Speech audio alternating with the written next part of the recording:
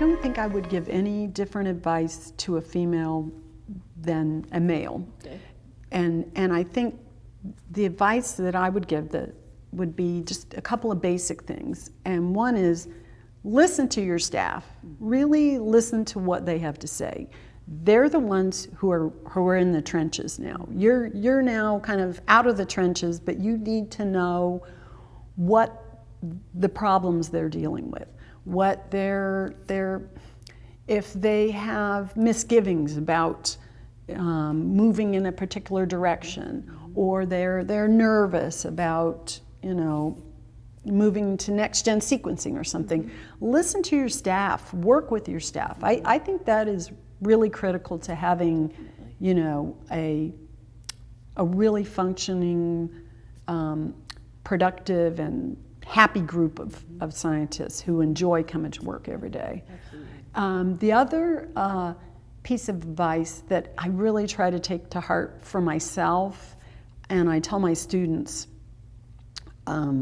is it actually comes, I was looking into this, I thought it was a Native American saying, and it may very well be, but I read something that it's actually like from some Zen master from 8th century China. But the gist of it is you cannot fill a cup that's already full. And with the point being that, remain open. Yes. Remain open so that you can keep learning. If you think you know everything, if you've got all the answers, well then you can't be filled. Yeah. You cannot keep growing. And so it's something that is a personal, motivation for me, and I also would recommend it for anybody in any sort of leadership role.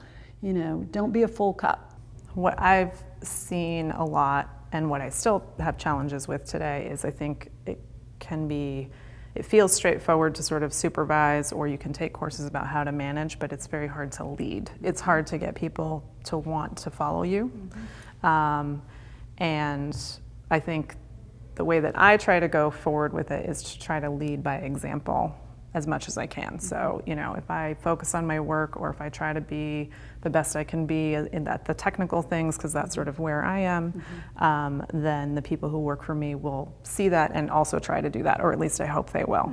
And also to let them know that, I've made mistakes and that's how I learned. I think people are really afraid of making mistakes, and they're afraid of sort of penalties that may come with that. But I think that that's the only way that you learn sometimes, is by making mistakes. And so just being okay with that, and knowing that your leaders can also make those mistakes but recover from them and figure out a way to move past them.